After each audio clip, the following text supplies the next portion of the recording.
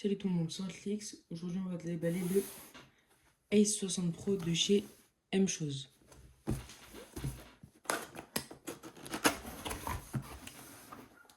Alors là, on a le petit guide avec toutes les touches.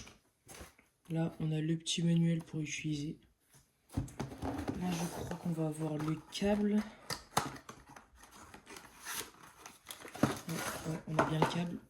Donc le câble avec un port USB-C, USB et un port USB-C. Là, on aura le truc pour retirer les switches. Donc là, pour retirer les... Et là, pour retirer les switches. Donc là, on a deux petites switches. Donc c'est des switches magnétiques. Et voilà le clavier. Il vient de la marque M-Chose.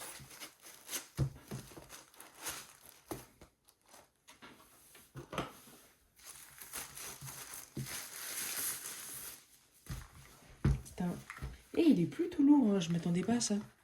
Et il est plus petit, c'est un 60. Il est plutôt lourd. Je crois que c'est une case en... Ouais, c'est du plastique. Bah, après, pour 50 €, ce sera pas de l'aluminium. Mais très quali, très quali. Bon, je vais le brancher et après, on regarde. Bon, bah, voilà le clavier branché. Les LED sont parfaites. Voilà, je vais vous faire écouter le son.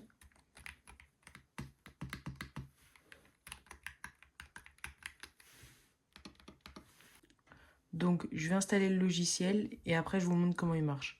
Donc, c'est bon, j'ai pu installer le logiciel. Donc, le logiciel est très simple à comprendre et je vais vous l'expliquer. Donc là, déjà, vous avez branché votre clavier et donc du coup, vous pourrez connecter votre clavier. Donc, moi, c'est un E60 Pro, il y a marqué en haut à gauche. Donc, en bas, là, vous avez toute la palette de couleurs. Donc, vous avez un choix de couleurs incroyable. Vous avez aussi les effets lumineux. Donc, moi, personnellement, mon préféré, c'est Raining. Donc, la pluie, de la pluie. Là, on a la vitesse et la luminosité, mais ça sera selon vos goûts et vos couleurs.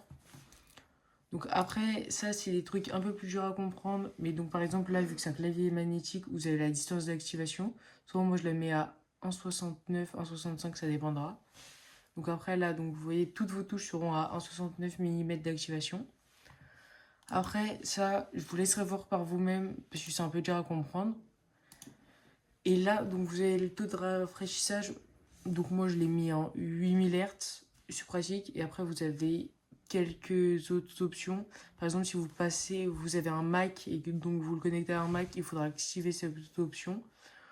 Ou voilà. Et par contre, si vous avez un Windows du coup et que vous êtes en train de jouer, vous pouvez verrouiller la touche Windows pour que quand vous jouez, elle n'interfère pas dans votre jeu si vous appuyez accidentellement dessus. Du coup, c'est tout pour aujourd'hui. J'espère que la vidéo vous aura plu et que je vous aurai donné envie d'acheter le A60 Pro. N'hésitez pas à liker et vous abonner. Et vous avez d'autres vidéos qui apparaissent juste devant votre écran. Salut!